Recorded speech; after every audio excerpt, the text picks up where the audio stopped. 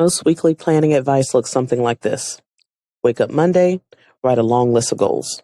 Schedule every hour of the day, try to execute perfectly.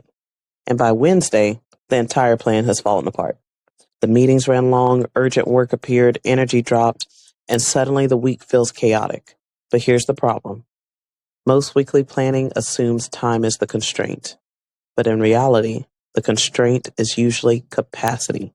So today I want to show you something simple, what a capacity first week actually looks like. So let's start with how most people plan their week. The typical model looks like this. Monday, packed schedule. Tuesday, packed schedule. Wednesday, you got it, packed schedule. Thursday, packed as well. Friday, every little minute's filled up. Every available slot gets filled. Tasks, meetings, projects, deadlines. The assumption is that productivity comes from maximizing every hour, but the reality looks different. Interruptions happen. Tasks take longer than expected. Your energy fluctuates. And when the week is already full, even small disruptions break the entire plan. This is why many people feel like they are constantly behind their own schedule. Not because they're disorganized, but because the plan never accounted for capacity. A capacity first week starts differently. Instead of filling every available hour, you start by mapping load. First, you look at your calendar. Meetings, appointments, standing obligations. These already consume capacity, even if they don't look like tasks. Then you choose 3 meaningful priorities for the week. Not 10, 3. These are the things that will move work forward. Everything else becomes secondary. Next, you intentionally leave margin. A capacity first week includes open space. That space absorbs interruptions, unexpected work, and decision fatigue.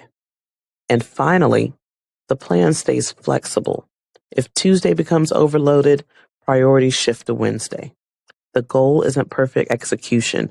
The goal is sustainable progress. When your week is planned around capacity, something interesting happens. You stop feeling like you're constantly failing your own plan because the plan already assumed that real life would happen. Some days will be high focus days. Other days will be reactive days. Instead of forcing every day to look the same, the system adapts to reality.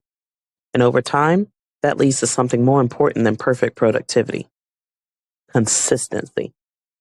Progress that compounds week after week. Most productivity advice focuses on time management, but time isn't always the real constraint. Capacity is. Capacity includes energy, attention, decision making, and mental load.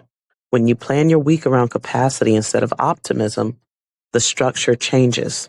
The plan becomes realistic. The workload becomes manageable, and productivity becomes sustainable. Planning a capacity first week isn't about lowering expectations. It's about aligning expectations with reality. Instead of asking, what could I accomplish if everything goes perfectly? You ask, what can I realistically carry this week?